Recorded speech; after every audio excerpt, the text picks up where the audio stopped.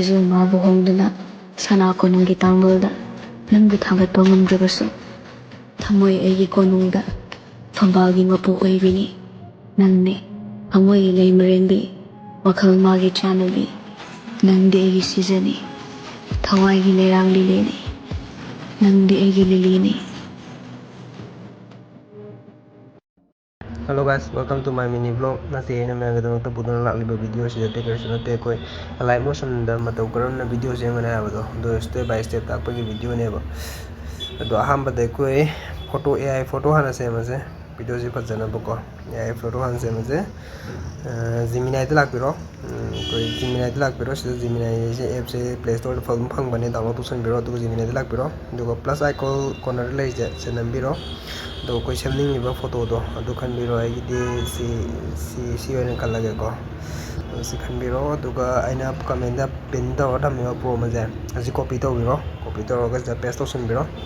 दुगा अपलोड तौर मतुंग दा ngai मिनजि को सुमाइन तौलले को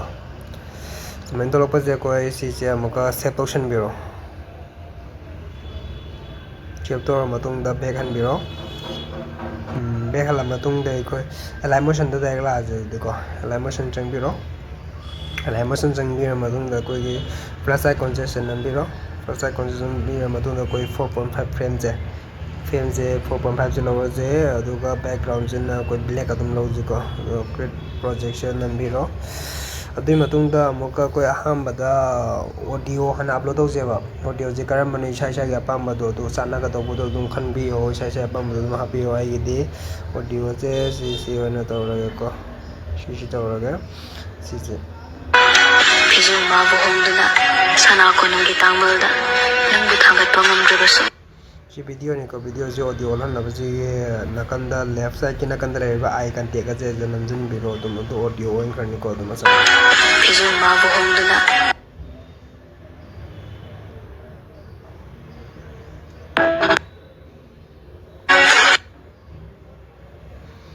सी लोरे सी को थपिरनी अदुई मतुंग दा फोटो अमुक अपलोड तौरसे हजे आइना डाउनलोड तौकिबा फोटो दो अदु अपलोड तौदोइने शिलाने अपलोड तौदोइने जेन फोटो अपलोड तौ डाउनलोड तौकिबा प्राइस चक्रा चलेरे से अपलोड तौदोइने अपलोड तौबिरसे अदुगा से मथके 3 डॉट से नंबिरो अदुगा फिल कंपोजिशन एरिया से नंबिरो फिक्स तौखरनी से अमुका फिक्स तौबिरो सुमाइना फिक्स तौबिरो को निक प खुद प केम लेते को से निक हन लकदोइने वाट हवा कदोइने बा आदि कोई हन भाई तारे को अदुमेन तो कदोइने बदगा हा मत फोटो जे हन तौगिजि को कोई वाट तिना कोई लिरिक्स तो कोन हम तौजेबा फोटो जे हा मत कोई फोटो से नमसन बिरो दुगा लास्ट की कॉर्नर द लेबा राइट की कॉर्नर ले जे लास्ट के इफेक्ट संग बिरो तो एड इफेक्ट संग बिरो अदुगा हा मत ब्राइटनेस जे हाफ के इसाना हाफ के हर सुया गो इसाई फोटो की मका पोले हाफ के सुया हाफ है सुया इसा या बा मन तो ब्राइटनेस आई गे हाफ आगे को ब्राइटनेस एंड कंट्रास्ट सी हाफ पिरजि को से ब्राइटनेस इसाई साना सेंबियो बा सुमाइना इन लाइथा सेंस हनरगो को से कंट्रास्ट ना सुमाइना ब्राइटनेस यार को आई दे सुमाइना थम्मे अदुई मथंग दा मा इन हाफ तो जे टाइल्स हाफ से टाइल्स TIL टाइल्स हाफ से टाइल्स हाफ तो जते अते कई सुना ते कोई मिरर जे यार मिरर जे सितंग ऑन तो तो ने को ते कई सु मोन द सेमदोक ना बा कई सु करी सु लेते मोन तो को दु मथंग दा कोई ना तो ऑस्किलेट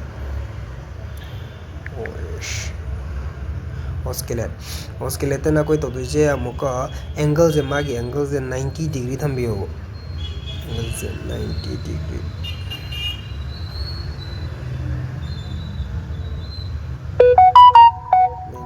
को the frequency na maka 0.40 frequency 0.40 magnitude na maka 20 सिलोरे को सिने लोरे ऑस्किलेट को तो मथंग दा कोई ने एडम इफेक्ट अमुक तो swing swing se apiro swing da amaka koi ge swing ge frequency jina hoidesina 0.40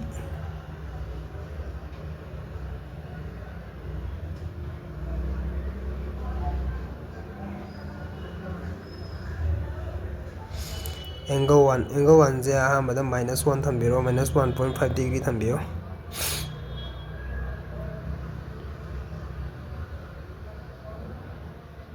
(1.5 degree angle 2 jina amaka plus 1.5 degree thambio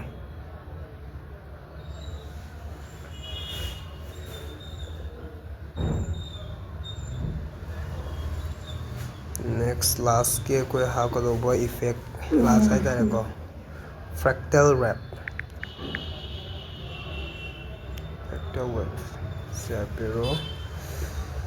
sidana amaka khuna to se magi position chu length nam thambio magnitude che koi key frame am tang sem je ba key frame je se ke left ke plus sign man ba koi ke haitare ko telanga man bam li che plus and key frame ko ba key frame chin ambiro nama matung da magnitude che 0 -0.020 -0.020 Eka chitam biro do si key frame chin am sem biro do go first si da pula do go details na maka 1.20 1.20 lagu siling dengan thambiro space screen space on to biranu octave so 6 to thambiro ba yang ji kai ben Pizu mabu hongduna sana ko nung gitangmalda nangbu thangat pangamdrabasu ko duba matang da koina hap to jina word ke lyrics ki ne lyrics je mana hair ji ga sana ba do da koina key frame to jula tham do ne ba key frame to jula matung da koina mak semak to ne ba yang ji ko ba si plus icon da lak biro la matung da text sa je right ki de ba text ha je janam biro aduga isana pamjari ba word to si khan biro aduga color do na sa ya pam ba khan biro ai de white am to roge do karamba position da thamji ga ha do khan biraga swai thamji ra ha do so thambiro do se fix to san biro ko suda fix to san biro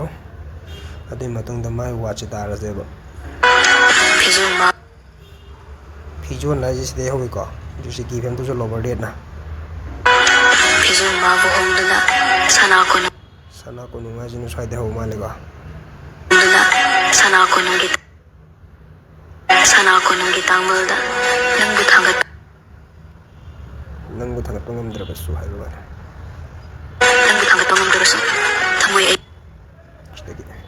thamoy ay konungda fambagi mapukoy bini nangni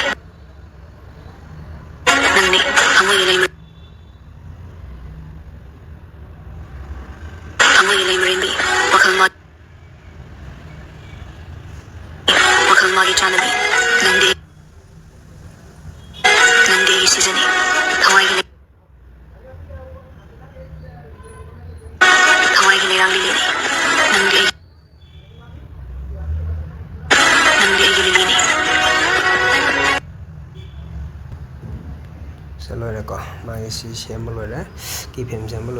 sembolore mina hen bangu ji ko thakra je bune tra kedawne aduga maka ko ki frame je si plot tation na dong na te ba si mathang ki frame ji dagi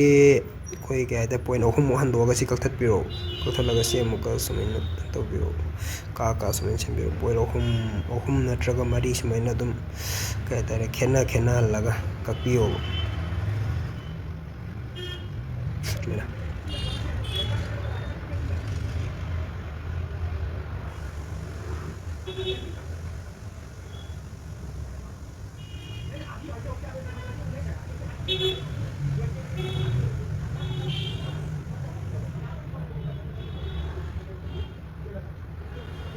Voilà.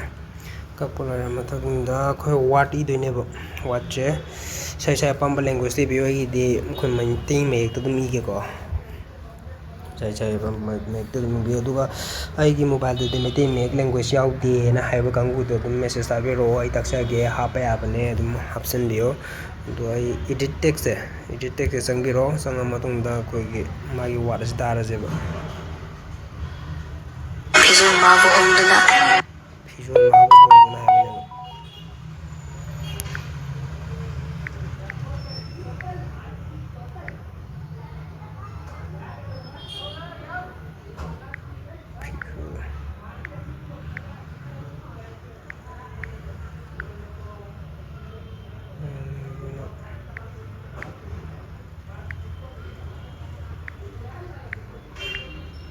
Sinabu hongduna si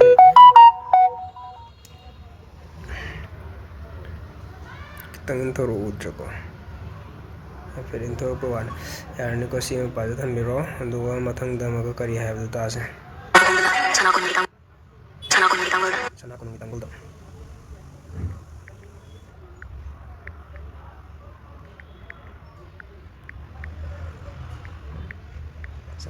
sisu wala si udra kitang intoro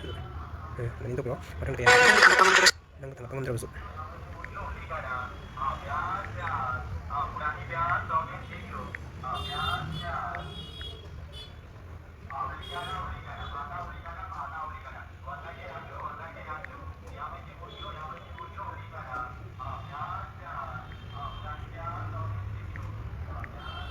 nang tangam drabusu ci sangi sunat untuk yang ko ci su kitang intoro ko amoy ay konunda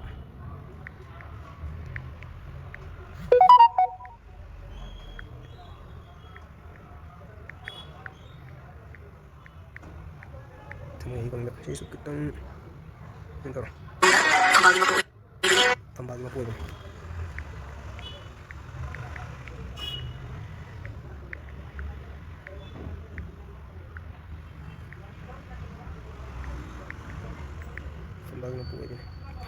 sisu kitang intro tampam jama sai soi ke beni ko sing tang chan leja matham du soyam re tole ko nang ni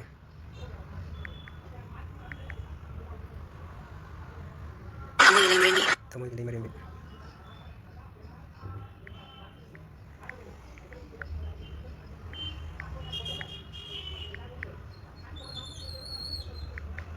ne tamoy le marimbi ko wakal magi chanabi wakal magi chanabi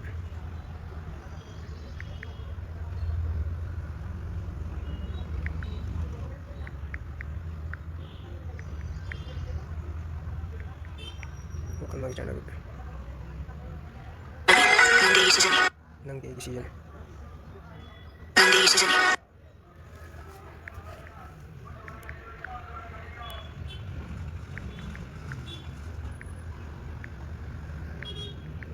season ko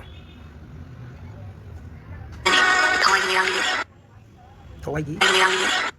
thawai gi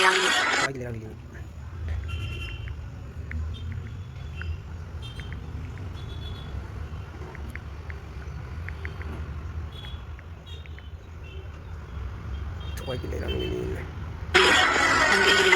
nang de gi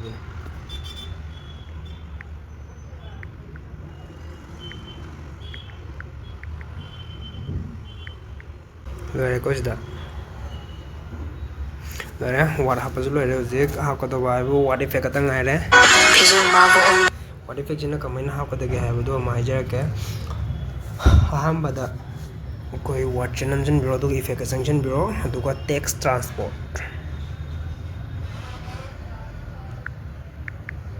text transform ko sia biro du ka key frame sem se the range ta nambiro range ta nama matung da key frame sem se key frame se han bagi di 0 dom thambiro 0 tham matung da ko mayai oiram na hai tare ko soi da me oiram na maka second frame se na maka ko ge 99.7 hai tare 99.97 hai tare ko ada 100 ti maya 98 oigera 96 oigera pang thambio ai ge din 99.7 thamme ko aduga mathang da kon ha to jino offset transport offset je koi x hai offset ki x 100 ta thambio dum 100 thambani ya katra 100 adum 100 duka alpha sina muka -1 hembiro por later ro alpha se -1 direct hembiro tu matang dam la ko se is in direct full the lekha piro is also to direct full the laida biro to overlap se direct full 1000% daite 1000% dam lekha piro overlap se sigilo re ko din matang da ko na ma hafte so oscillate ne oscillate हापिरो oscillate के angle से 90 degree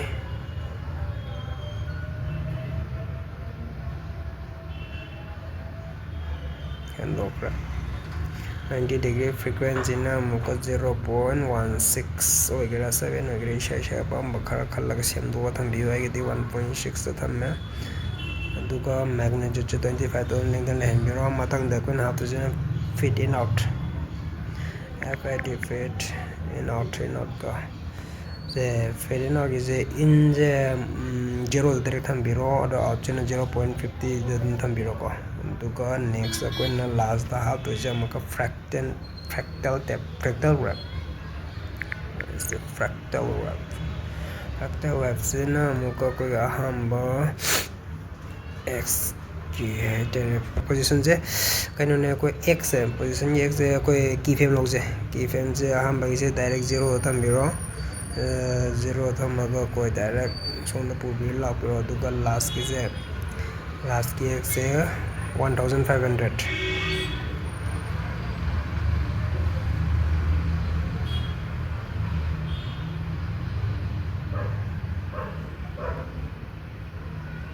ये 1500 से नमक last पूरा पिरो y की जे कोई position दे x y nya wadin ko y je से नमक अहोब यारोय दुने अरोय बक किने अरोय बदो कोई सोय दे की फेम से लोबी रजी को सोय दे लोबी रजी दुगो माइनस सोरे सोय दे लोबी रजी दु y दे नंबिरो y की 0 थोय को 0 तो जे मक को minus 747 smile now view 46 47 45 to 48 sorry the view 46 not 47 now view 747 47 now magnitude से 0.015 तले hand view 0.015 next the details 1.82 the direct like at view 1.82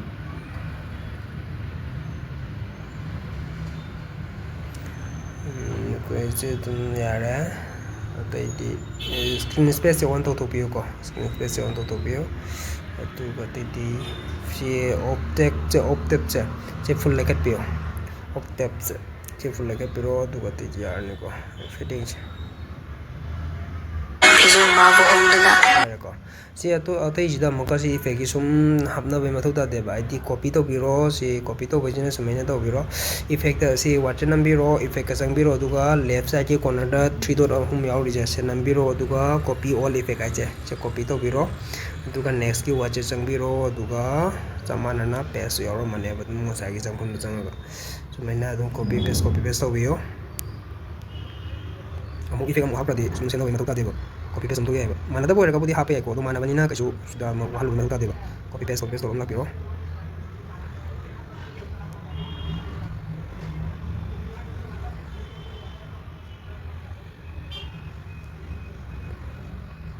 la ko la tu ko lo ra mani na download to ro se pere ngam jira lo ra ma tu ne se do ya ngeng Kizung mabu homduna sana ko nung gitangmalda nang buthangat pangamdrabasu download to bajana koi ke right side ki mathak ke leba corner se nambiro doga isagi karamba mb da pame karamba frequency da pame budude sagi pa makhabira ge export to biro exporting da ko to pa ke ai da photo inge video inge na be khan bi ganu ko be halagati ya da ni ko na exporting ai matum de nung ai bi nga tang da mani nung ai bi da ko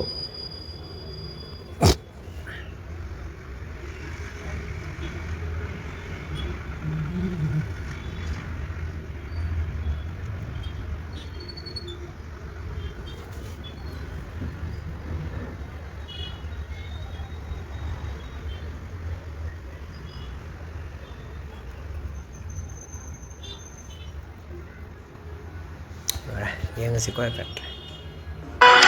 Kizung mabu homduna sana konunggi tangbalda nangbu thangatpa ngamdrabasu thamoi aigi konungda fambalgi mapu oibini nangni thamoi leimarenbi wakhal magi chanabi nangdi aigi sizani thawaigi leirang lilini nangdi aigi lilini